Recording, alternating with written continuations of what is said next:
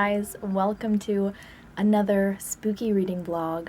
So last vlog I left off, I had just caught up with my sister reading Empire of the Vampire on my Kobo, and I've got to say I'm not really liking it so far, so I think I'm going to read that one off camera, and then when I finally finish it, I'll let you guys know my thoughts, give it my rating. It's just not something I really want to film because I'm not having a great time with it. But since I finished my last vlog, I finally picked up Sheets by Brenna Thummler. I really felt like I needed a break with a graphic novel, and this one has not been disappointing. I'm on page 130 now, and I'm enjoying it so far, so I'm gonna start reading it right now. It's rainy and cold outside, and I've got a mug of decaf coffee. I'll talk to you in a little bit.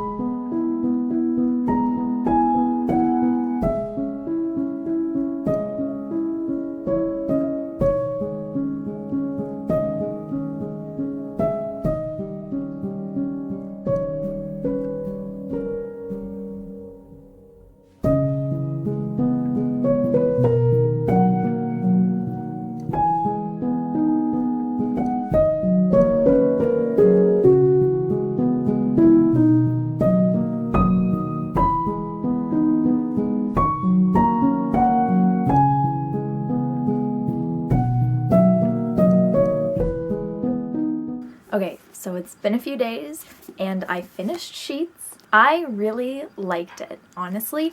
It had a lot more plot than I thought it was going to. It's a middle grade graphic novel, so I wasn't expecting much plot-wise. It actually touched on a pretty heavy topic, which is grief. The main character's mom has passed away in this, and I know that can be pretty hard to read about sometimes. I really liked it. I thought the grief was well portrayed. It had a lot more meaning behind it than I expected, so I'm gonna rate this one 4 stars. I feel like there could have still been a little bit more to it, and maybe a little bit more to like the spooky aspect of it. And honestly, I recommend it if you want like a good spooky graphic novel that's not too long and has like a little bit of meaning behind it and depth to it. Next, I actually read the sequel, which is Delicates by Brenna Thummler, and I also rated this 4 stars. I really liked it as well, and it also touched on a really heavy topic, which is suicidal thoughts, and I think the author did a pretty good job at like portraying that in an appropriate way for like 11 to 12-year-olds. I definitely once again think that like the ghosts could have been a little bit more prominent, especially in this one. They were a lot more prominent in the first one, not so prominent in this one. They were more like secondary characters. But that brings me to my current read. Yesterday I just started Lights, which is the 3rd book to this trilogy, and so far I'm really liking this one as well. I'm only on page 140 and there are about 361 pages. I've still got a little ways to go, but these also read very quickly, so it seems like a little ways to go, but it probably will only take me about an hour to finish this. So that's what I'm gonna do right now. I'm gonna finish Lights, and then I can cross these off of my spooky TBR. This wasn't even originally on my spooky TBR. I didn't even know there was a 3rd one out until I went to the bookstore and saw it, and I was like, oh, well, okay, I might as well buy it. I hadn't read the first 2 yet, but why not? So I am going to finish Lights, and then I'll let you know what I think.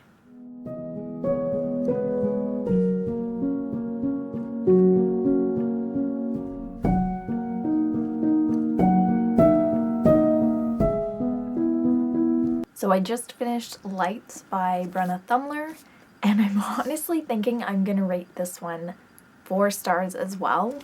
So this is an all-around 4-star trilogy for me, I guess. So this one's definitely a lot more of what I was expecting the first one to be. It touches on why a certain ghost character died and how he became a ghost, and I liked how well it was portrayed for the age group it's geared towards. I thought that was done really well once again. And I also want to mention that the art style of this is amazing. Honestly, it's super cute. I really enjoyed the art style, the vibe. Honestly, 4-star trilogy for me. So next I'm gonna read The Legend of Sleepy Hollow and Other Stories by Washington Irving. This was on my TBR for Halloween or spooky season last year, and I didn't get to it, so this year I definitely want to prioritize it because I've been meaning to read it forever. I've seen the Tim Burton film for Sleepy Hollow, but I've never read the original story for it, so I'm really looking forward to it. That's the only really rendition of Sleepy Hollow I think I've ever seen. I'm going to start reading this soon, in the next day or so, hopefully. And I'll talk to you guys when I finish the short story for The Legend of Sleepy Hollow.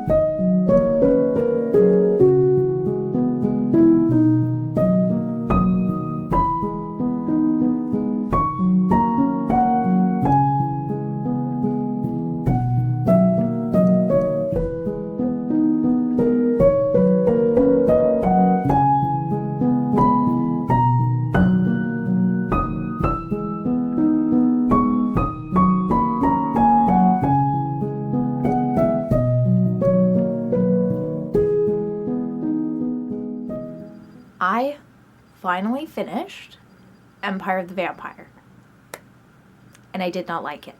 At first, I thought it was going to be 4 stars for me. Turned out it was definitely not. I did not get along with this book at all. I did not like the writing style. I did not like the butt-ton of characters that there were. I didn't like how we constantly shifted from present to past. And I also found there was not a single character whom I liked, which it's hard to enjoy a book when you can't stand a single person within it.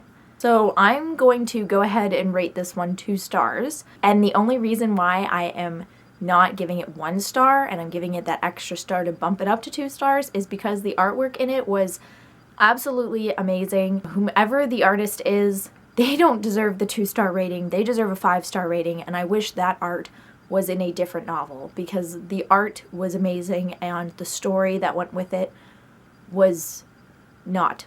Definitely a disappointment to me. And while we're on the topic of disappointments, I also finished The Legend of Sleepy Hollow. In the edition that I have, it's only about like 30 or so pages, and I'm also going to rate this 2 stars. It is not what I expected. I expected something much spookier. I know it's classic literature, but honestly, it didn't have that much of the Headless Horseman in it, or rather, as much as I was expecting. I was definitely expecting a much more spookier atmosphere, but I didn't really get that either. It was definitely a letdown. Also, what was a letdown for me is that I thought that maybe all of these short stories by Washington Irving were going to be of the spooky sort, I had no idea, never read Washington Irving in my life, and this was the first for me.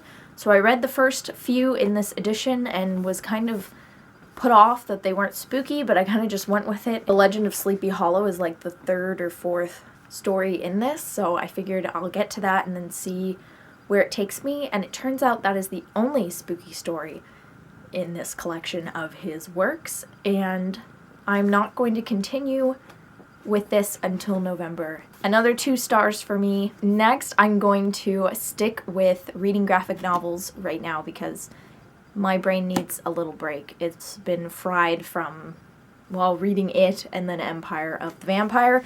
So I'm gonna read Garlic and the Vampire, which sounds a lot more pleasant to me. It is, once again, I think another middle grade graphic novel, but the art style in it is super cute, and I think it's going to be just a fun little time. I don't think it's going to take too long to read, and it looks adorable.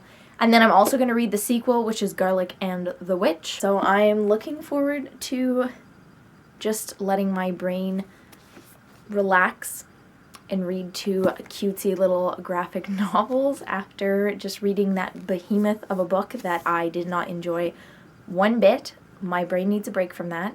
And then when I finish Garlic and the Vampire and Garlic and the Witch, I'm planning on starting and, well, finishing The Kiss Curse by Erin Sterling on my Kobo. Last year in October I read The X-Hex by Erin Sterling and I liked it. I think I rated it 3 or 4 stars. I can't entirely remember. The Kiss Curse is a sequel that takes place in the same universe, but I believe it follows 2 different characters who were side characters in the first novel. So yeah, I'm going to probably start reading Garlic and the Vampire right now. We will see where the wind takes me.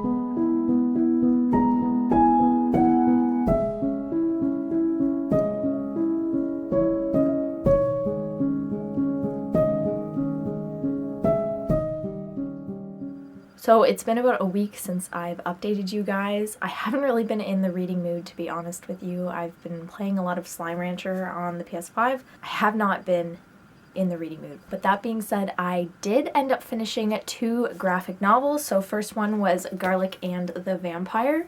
Super cute. The characters are all adorable. The plot was really nice, well-paced. The main character, Garlic, is a little living garlic bulb with anxiety and is sent on an adventure to get rid of a vampire that's moved into a castle nearby because she's garlic. So honestly, I really liked this graphic novel. I think it's great for all ages. So I'm gonna give it 4 stars. Super fun, definitely gonna be picking up again. Very fast-paced read and really enjoyable. And then next I read the sequel, which is Garlic and the Witch, and we follow all the same little vegetable characters, and it's just as cute, just as fun. Can't say enough good things about these 2 little graphic novels. They're both super wholesome. So this one is also 4 stars to me. Definitely going to be picking it up again as well, and I do recommend it for basically all ages. Next, I finished reading Poems, Dead and Undead. It's a bind-up of kind of like spooky poems, and I'm gonna have to say this one is 4 stars for me too. I really did enjoy a lot of the poems in here, and I read it aloud to my boyfriend, but I will say there was a few poems, or rather like pieces that were selected for this that I didn't really like. And then I've also started The Kiss Curse by Erin Sterling. I am, I think, about 150 pages in right now, and I'm really enjoying it, just like the first one. It's a really fun, spooky time, definitely not very serious. It's a cute little rom-com about witches. It is the first novel that I've picked up since finishing Empire of the Vampire that I'm actually enjoying and longing to read. So that's something. Maybe it's going to get me out of my reading slump. I'm really hoping so. Today/tomorrow, I'm hoping to finish The Ex-Hex by Erin Sterling and then also read Dracula, the comic. The art style is amazing. They captured Bela Lugosi so well in this, and I'm really looking forward to reading it. I've been dying to read this one since like August, so I will probably talk to you guys tomorrow.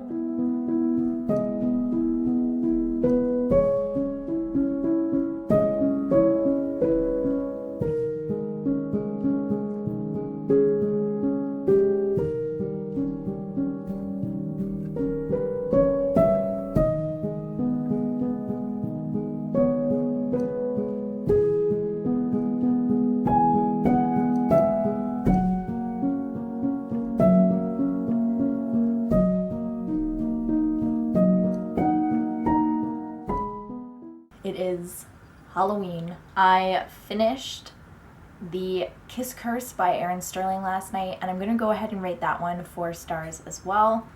Pretty good, honestly, just a cute, spooky, fun time. So yeah, a super cute duology. Definitely recommend it if you're into spooky, cute, fun rom-coms. I really liked them both.